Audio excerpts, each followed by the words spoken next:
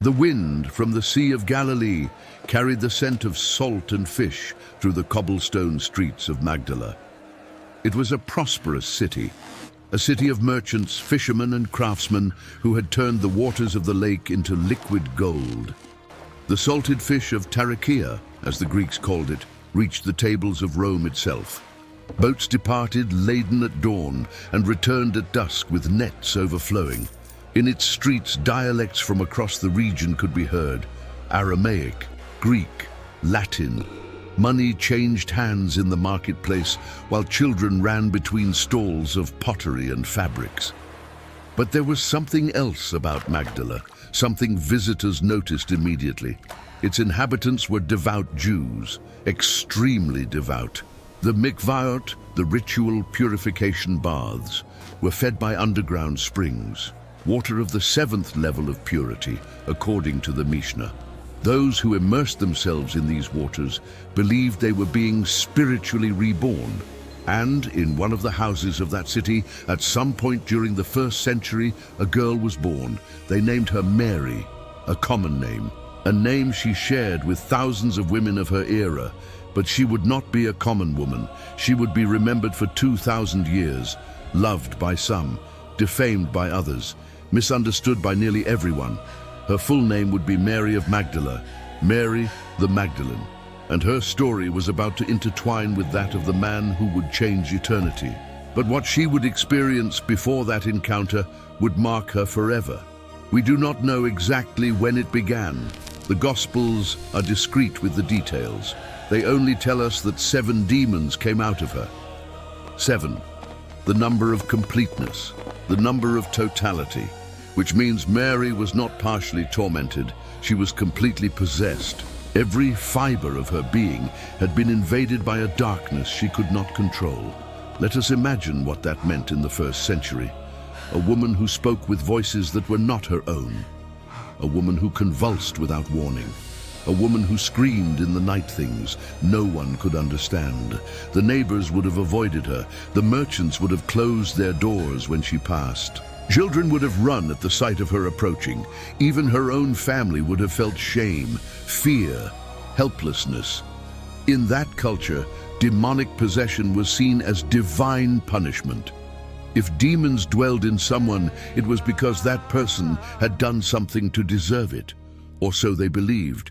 Mary would have carried not only the demons, but also the stigma, the stares, the whispers, the absolute loneliness of one who has been abandoned by everyone, even by God, or so she thought. And then the news arrived.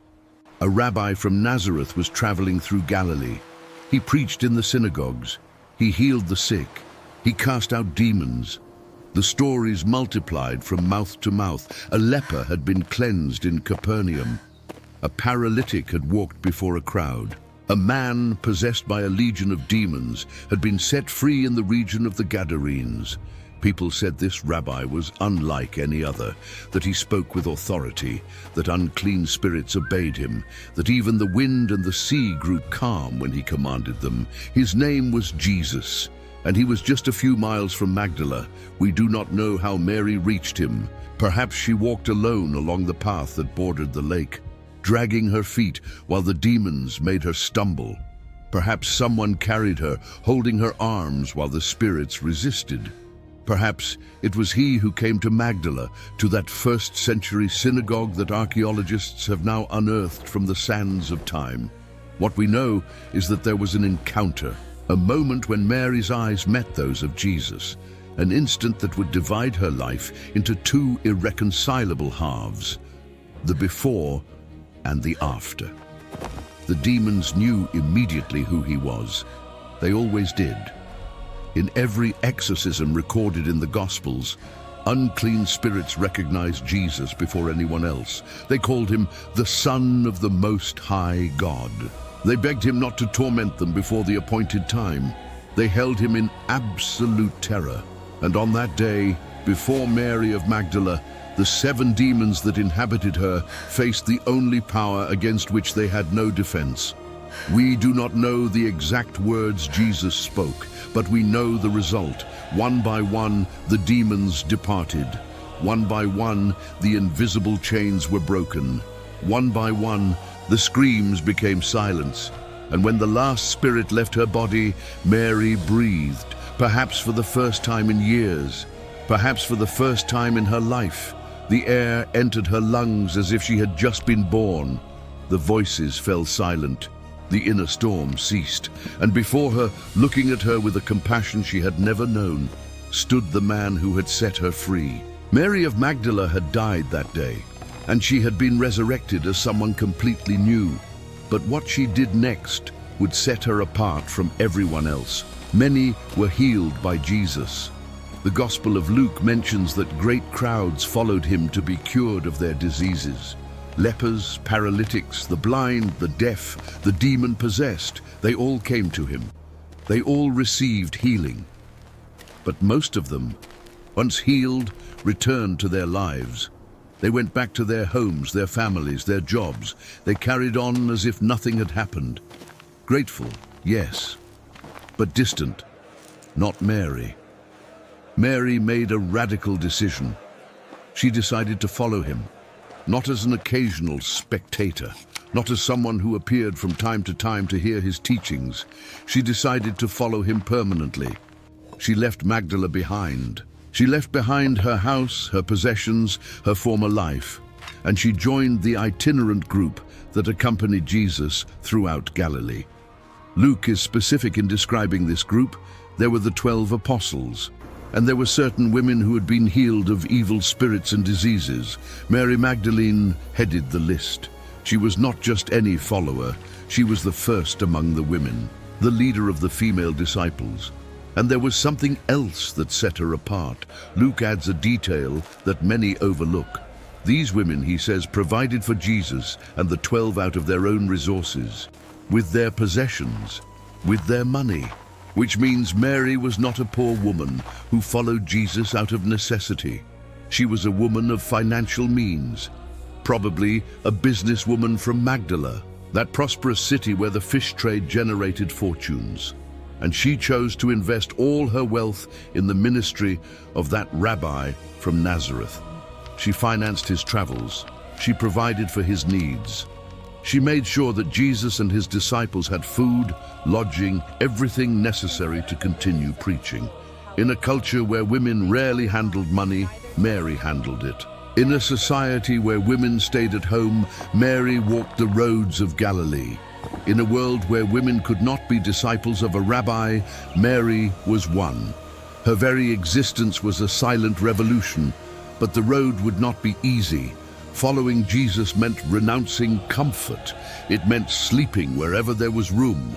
It meant walking miles under the scorching summer sun of Galilee and enduring the cold winter rains. It meant facing the hostility of the Pharisees and the distrust of the Sadducees.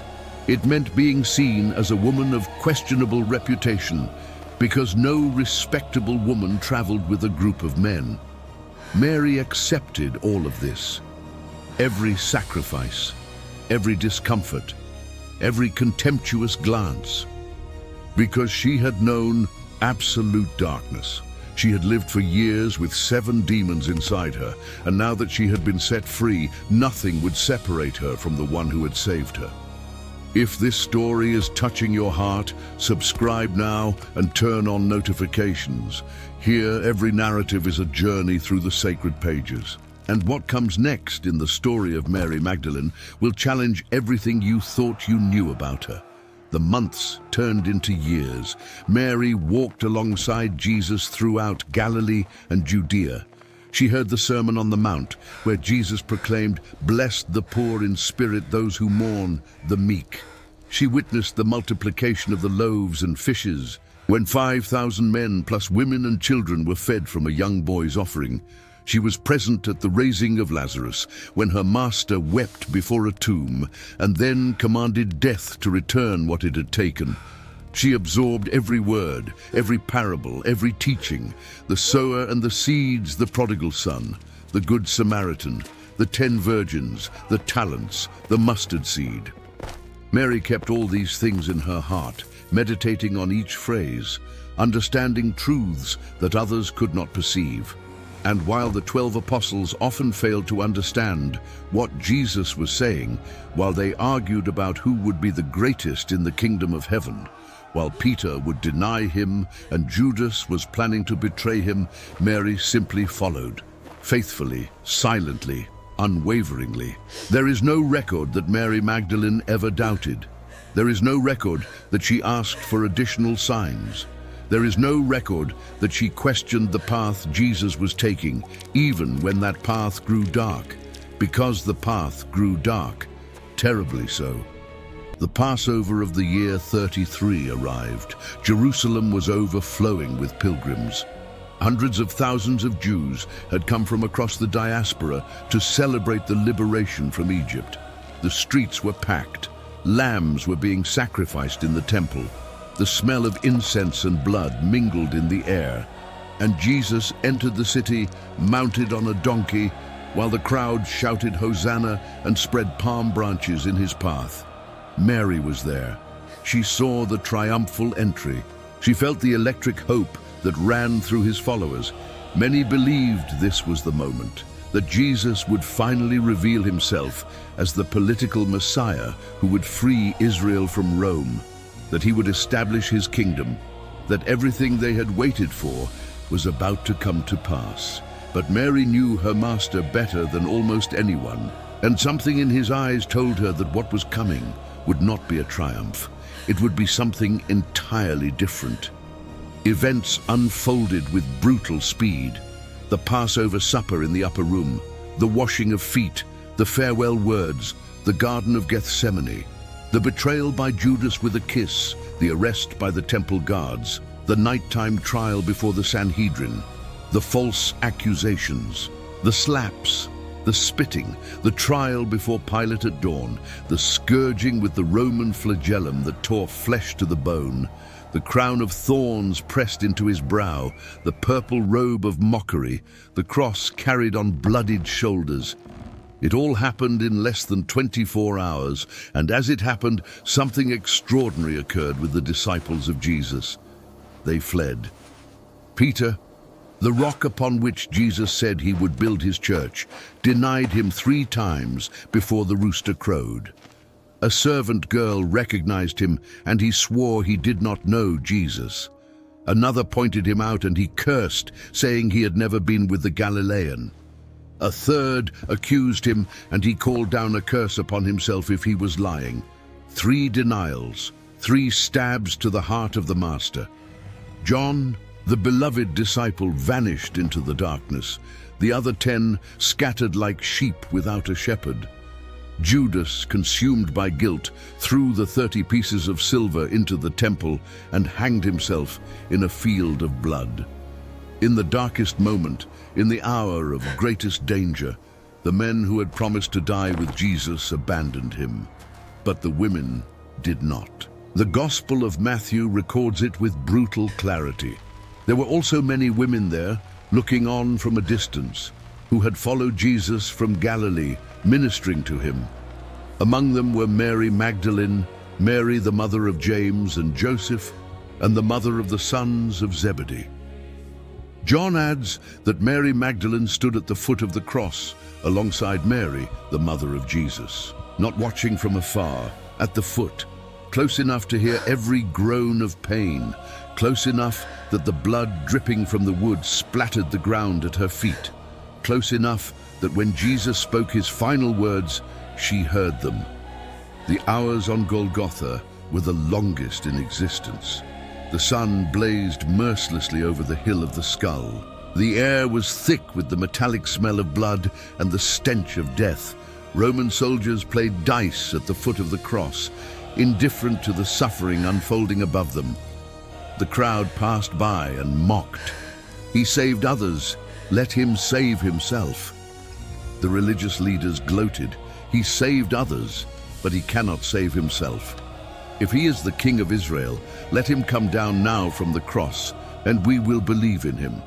Mary heard all of this, every insult, every blasphemy, every word of contempt toward the man who had freed her from 7 demons, and she did not move.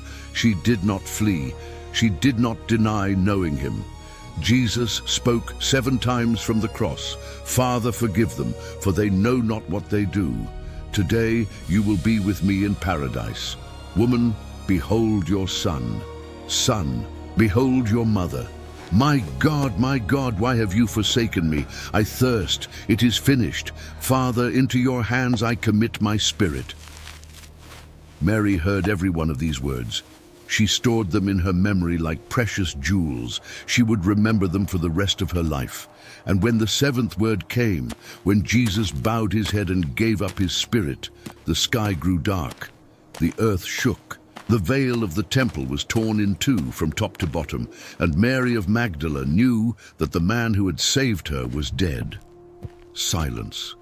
The most absolute silence the universe had ever known. The Son of God had breathed his last, and Mary Magdalene had been there to witness it. She did not flee, she did not hide, she did not deny knowing him, she remained. When remaining was the most dangerous thing she could do, when remaining could have meant her own death, when remaining was the only way to tell her master that her love was stronger than her fear. The body was taken down from the cross before sunset. Joseph of Arimathea, a member of the Sanhedrin who was a secret disciple of Jesus, had asked Pilate for the body. It was an act of extraordinary courage. By claiming the body of one executed for sedition, Joseph exposed himself to suspicion of being a sympathizer. He risked his position, his reputation, perhaps his life. But he did it. Together with Nicodemus, another Jewish leader, who had visited Jesus by night to ask him questions about the kingdom of God. They wrapped the body in linen cloths with aromatic spices, 100 pounds of myrrh and aloes, an amount fit for a king. They placed him in a new tomb, hewn out of rock, where no one had ever been laid. They rolled a large stone to seal the entrance, and they left. The Sabbath was about to begin. The law forbade any work. Mary Magdalene watched all of this. Mark specifies that she and Mary, the mother of Joseph, observed where he was laid. They did not miss a single detail. They memorized the exact location of the tomb. They watched as the stone was rolled into place, because they had a plan. As soon as the Sabbath ended, they would return. They would bring more spices. They would complete the burial ritual that Joseph and Nicodemus had not been able to finish for lack of time. They would give their master the farewell he deserved. It was the only thing they could do. It was their final offering of love. The Sabbath was the longest day of their lives. 24 hours of mandatory silence, 24 hours of being unable to do anything, 24 hours with the crushing weight of loss. Jewish law forbade work on the Sabbath, and preparing a body for burial was considered work. So Mary waited. Somewhere in Jerusalem, in a borrowed room, surrounded by other women who had also followed Jesus, she spent the darkest hours of her existence. She would have remembered the day of her liberation, the years of walking beside him, the words he had spoken, the lives he had transformed, the hopes he had kindled. And now it was all over. The man who had saved her from 7 demons was dead. The rabbi who had accepted her when everyone else rejected her no longer existed. The Messiah in whom she had placed all her hope had been executed like a common criminal. The disciples were hiding somewhere in the city, the doors locked for fear of the Jews, terrified that they would come for them next, convinced that it was all over, that they had wasted 3 years of their lives following an impostor, that the promises of the kingdom had been illusions, that the raising of Lazarus, the multiplication of the loaves, the walking on water, all of it had been for nothing, because their leader was dead, and the dead do not return. But Mary was not hiding. Mary was waiting. Mary was counting the hours until the Sabbath ended and she could return to the tomb. Finally, Sunday arrived, the first day of the week. Mary Magdalene rose before dawn. The sky was still dark. The stars still shone over Jerusalem, though they were beginning to fade on the eastern horizon. She took the spices she had prepared and set out toward the garden where the tomb was located. The cold of the early morning chilled her to the bone. Her sandals crunched on the stones of the path. Her breath formed small clouds in the frigid air. She carried the spices in her arms. She carried the weight of grief in her heart, and she carried a practical question in her mind. The same question that Mark says the women were asking one another.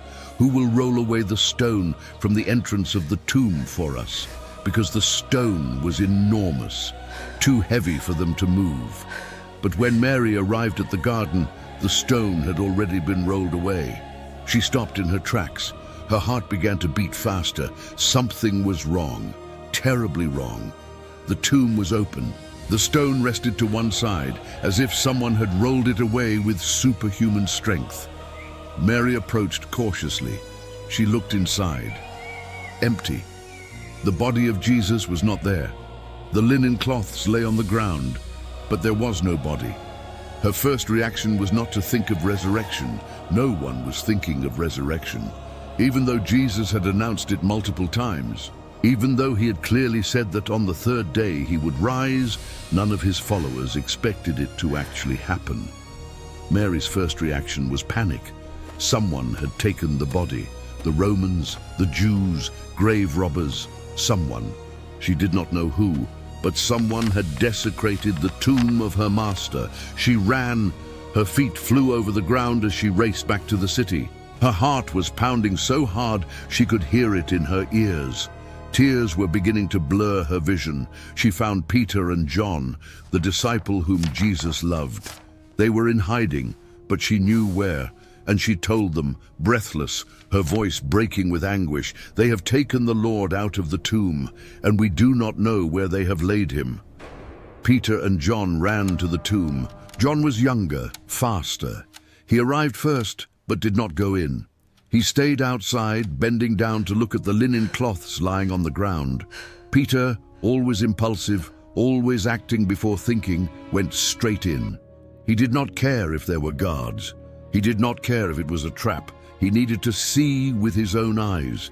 He saw the linen cloths. He saw the face cloth that had covered the head of Jesus, rolled up in a place by itself. Not thrown aside carelessly as if someone had stolen the body in haste. Rolled up, placed with care, as if someone had risen, removed the wrappings calmly, folded them, and walked out. John entered after him, and the gospel says something extraordinary. He saw and believed. John, upon seeing the empty tomb and the way the cloths were arranged, believed that something supernatural had occurred. But he still did not understand the scripture that Jesus must rise from the dead. He believed without fully comprehending. And then, inexplicably, the two disciples left. They returned to their homes. They left Mary alone. Mary stayed. The men left, but she remained, weeping, searching, refusing to abandon the last place where she had seen her Lord. The Gospel of John describes the scene with moving intimacy. Mary stood outside the tomb, weeping. And as she wept, she stooped to look into the tomb. What she saw left her paralyzed. Two angels dressed in white were seated where the body of Jesus had been. One at the head, one at the feet. Celestial beings, messengers from heaven. Any other person would have fallen to their knees in terror, but Mary was so consumed by her grief that she barely registered the extraordinary nature of what she was seeing. They asked her, "Woman, why are you weeping?" She answered with the same anguish she had felt since she arrived, "Because they have taken away my Lord, and I do not know where they have laid him." And then she sensed a presence behind her. She turned around. There was a man standing in the garden. The sun was beginning to rise on the horizon, casting long shadows over the dew-drenched grass. Through her tears, through the pain that clouded her vision, she did not recognize him. She thought he was the gardener, the caretaker of the garden where the tomb was located. Perhaps he knew something. Perhaps he had seen who took the body. The man asked her the same questions the angels had asked. "Woman, why are you weeping? Whom are you seeking?" Mary, desperate, pleading, answered him, "Sir, if you have carried him away, tell me where you have laid him, and I will take him away." She was willing to carry the body herself. She was willing to do whatever it took. She only wanted to find him. She only wanted to say goodbye. She only wanted a tomb where she could weep. And then the man spoke a single word. Mary, that was all. Just her name. But the way he said it, the intonation, the tenderness, the authority mingled with infinite love. No one in the world spoke her name like that. Only one person, only him. In that instant, everything changed. The veil fell from her eyes. Grief transformed into wonder. Despair became ecstasy. Mary turned completely around. Her eyes opened wide. The tears stopped, and from her lips came a word that contained all the amazement, all the joy, all the love a human being can feel. Rabboni, teacher. It was him. He was alive. He was not a ghost. He was not a vision.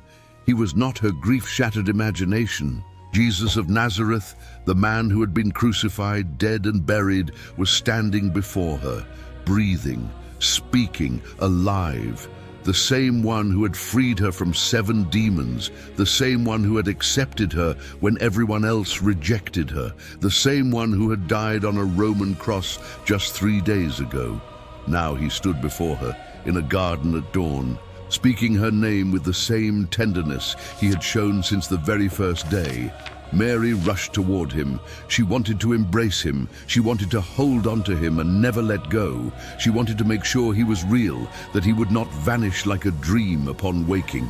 But Jesus said something strange to her. "Do not cling to me, for I have not yet ascended to my Father." In the original Greek, the phrase suggests that Mary was already touching him, that she had already clung to him with all the strength of her love, and that Jesus was asking her to let go. Not because her touch was impure, not because she was unworthy, but because she had a mission to fulfill, a commission to receive, a message to carry. "Go to my brothers," Jesus told her, "and say to them, I'm ascending to my Father and your Father, to my God and your God."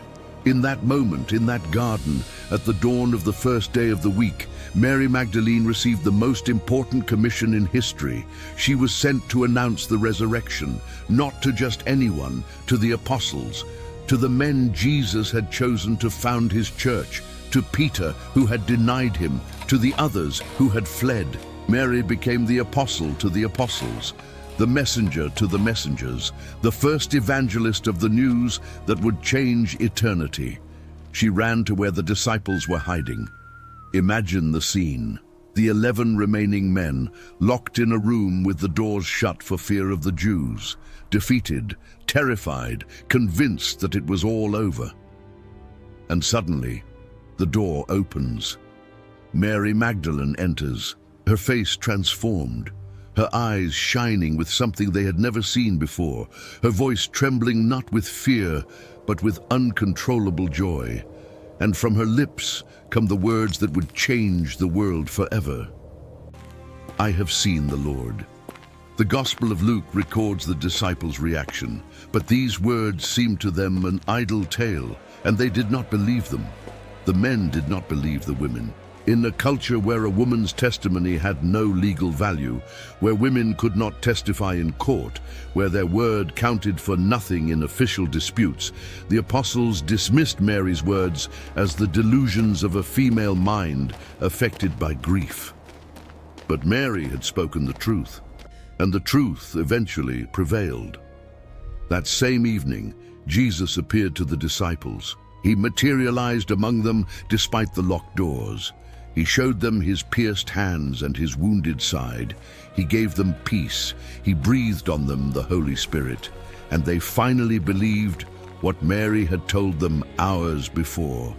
The woman they had ignored had been the first to know, the first to see, the first to proclaim, the first witness of the resurrection. The most important event in human history had as its first witness a woman from whom 7 demons had been cast out. It was not Peter, the leader of the apostles. It was not John, the beloved disciple. It was not any of the men Jesus had chosen, trained, and commissioned over 3 years. It was Mary, Mary of Magdala, the woman the world would erroneously remember as a prostitute.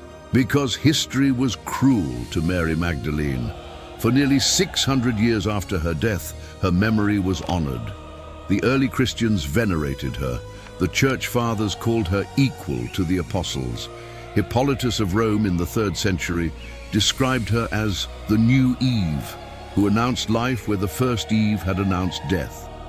Thomas Aquinas, centuries later, called her the apostle to the apostles. The Eastern Church never confused her with anyone else. For Eastern Christians, Mary Magdalene was always simply that, Mary of Magdala, the faithful disciple, the first witness of the resurrection, the woman who loved her master to the end and beyond the end. But in the West, something changed. In the year 591, Pope Gregory I, known as Gregory the Great, delivered a homily in the Basilica of San Clemente in Rome. It was an Easter sermon, a reflection on forgiveness and redemption. And in that homily, Gregory made an error that would mark Mary Magdalene for the next 14 centuries. He merged 3 different women from the Gospels into a single person. He took Mary Magdalene, from whom Jesus cast out 7 demons, according to Luke and Mark. He took Mary of Bethany, the sister of Lazarus and Martha, who anointed the feet of Jesus with costly perfume and dried them with her hair, according to John. And he took the anonymous, sinful woman who appears in chapter 7 of Luke, weeping at the feet of Jesus in the house of a Pharisee, kissing them and anointing them with ointment. Gregory declared that the 3 were the same person. His exact words were devastating. She whom Luke calls the sinful woman, whom John calls Mary, we believe to be the Mary from whom 7 demons were cast out, according to Mark. And since the woman in Luke was described as a sinner, and since the quintessential female sin in the medieval mindset was prostitution, Mary Magdalene was forever branded. The 7 demons were interpreted as the 7 deadly sins. Her demonic possession became synonymous with an immoral life. Her liberation was transformed into repentance from prostitution. The apostle to the apostles became the repentant prostitute. The error spread for 14 centuries. Art depicted her in scarlet robes, the symbol of lust and carnal passion, with her hair loose and disheveled, the mark of women of ill repute who did not observe the modesty required of respectable women. With a skull in her hands, constantly reminding her of her sinful past and the death that awaits all who live in sin. With eternal tears of penitence, always weeping, always repenting, never fully forgiven in the collective memory. Renaissance and Baroque paintings showed her half-naked in caves doing penance. Titian, Caravaggio, El Greco, all painted her as the redeemed sinner, the fallen woman who found forgiveness, the prostitute who wept at the feet of Christ. Literature turned her into a symbol of the fallen woman redeemed by the love of a holy man, a symbol of lust transformed into devotion, a symbol of flesh subjected to spirit. Sermons used her to warn against the dangers of sensuality. Medieval preachers invoked her when they wanted to speak of repentance. Her name became synonymous with reformed prostitute. In several European languages, the word Magdalene came to mean a woman of loose morals who has converted. Homes for repentant prostitutes were called Magdalenes, all based on a confusion, all based on an error by a well-meaning pope who wanted to simplify the gospel narrative. Medieval legends added more layers of fiction. According to a tradition that arose in France in the 9th century, Mary Magdalene had fled Palestine after the resurrection, persecuted by the Jews. She had sailed in a boat without oars or sails, along with Lazarus and Martha, miraculously guided to the shores of Provence. She had landed at what is now Sainte-Marie de la Mer. She had evangelized the entire region of southern France. And then she had retreated to a cave in the Saint-Baume Massif, where she lived for 30 years, doing penance for her sins. 30 years of fasting, 30 years of prayer, 30 years with no company but the angels who visited her 7 times a day to feed her. It was all fiction. It was all invention. But the legend became tradition, and the tradition became accepted truth. Generation after generation grew up believing that Mary Magdalene was a prostitute, that her only merit was having repented, that her story was that of a redeemed sinner, not a faithful disciple. The woman who had stood at the foot of the cross when everyone else fled was remembered for a sin she never committed.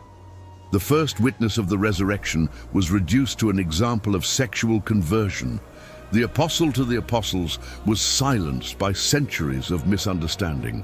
Her true identity, that of a woman freed from demonic possession who chose to follow Christ with all her being, was buried under layers of legend, moralization, and pious fiction. The truth took 1400 years to emerge. In 1969, Pope Paul VI quietly corrected the error. He removed from the liturgical calendar the epithet of penitent that had accompanied the name of Mary Magdalene. He eliminated from her feast day the readings about the sinful woman of Luke. He officially separated the three women Gregory had merged. But the change went almost unnoticed. The image of the repentant prostitute was too deeply rooted in popular culture. Millions of faithful had grown up with that image. Thousands of works of art depicted her that way. Hundreds of devotional books described her as the great penitent. Changing a 14th-century-old tradition was no easy task. In 1988, Pope John Paul II was more explicit. In his apostolic letter, Mulieris Dignitatem, on the dignity of women, he dedicated several paragraphs to Mary Magdalene. He called her the Apostle to the Apostles, recovering the title the Church Fathers had given her centuries earlier.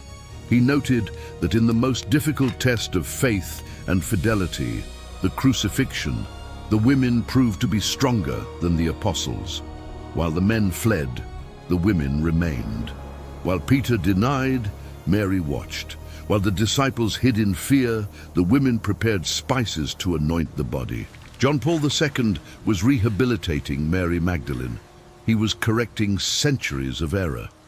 Finally, in 2016, Pope Francis took the definitive step.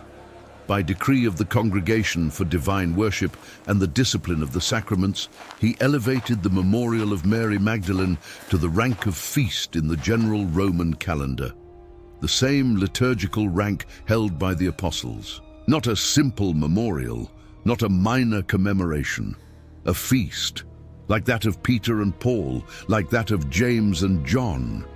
Mary Magdalene was officially recognized as what she had always been according to the Gospels, a disciple of the first order, a privileged witness, an apostle in her own right.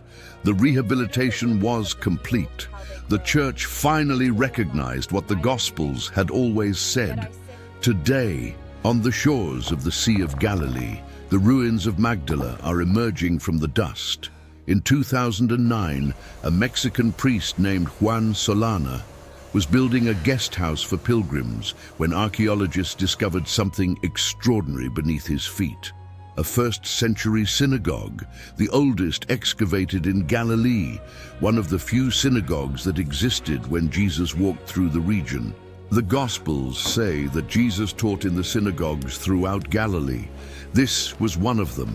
Perhaps this was where Mary first heard him. Perhaps this was where the 7 demons were cast out. Perhaps this was where her life changed forever. The excavations continued and revealed much more.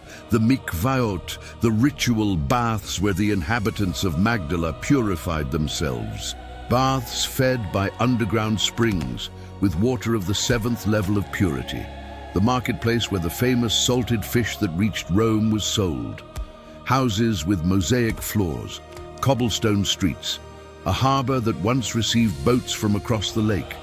The Magdala stone, a carved block found in the synagogue with reliefs depicting the menorah of the Temple of Jerusalem.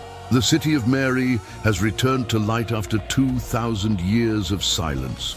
And in every stone, in every pottery fragment, in every rusted coin, echoes the question we should have asked centuries ago. Who was Mary Magdalene really? Not the prostitute of the legends, not the sinner of the paintings, not the penitent of the sermons, but the woman the Gospels describe. A woman from Magdala, a prosperous city of Galilee, a woman freed from 7 demons who chose to follow the one who freed her. A woman of means who financed the ministry of Jesus with her own resources. A disciple who walked with him for years, absorbing every word, treasuring every teaching. A follower who stood at the foot of the cross when the men fled. A witness who was the first to see the empty tomb. A chosen one who was the first to behold the risen Christ. A messenger who was sent to announce the most important news of eternity. The apostle to the apostles. Centuries passed, empires fell, languages died, but her name endures. Mary Magdalene, the apostle to the apostles, the first evangelist of the resurrection, the woman who stood where no one else dared to stand. Today, on the shores of the Sea of Galilee, the ruins of Magdala emerge from the dust. Archaeologists uncover first-century synagogues, markets where salted fish was sold, mikvaot where Jews purified themselves, and in every stone, in every fragment, echoes the truth that should never have been forgotten. She was not what they said she was. She was infinitely more. The church corrected its error. The popes rehabilitated her. But she never needed to be rehabilitated, because that morning in the garden, when the Master spoke her name, it was sealed forever who Mary was. Not the repentant prostitute, not the redeemed sinner, but the woman who loved more, the one who believed first, the one who announced the eternal. If this story has satisfied your soul, write in the comments, "I too choose to believe first."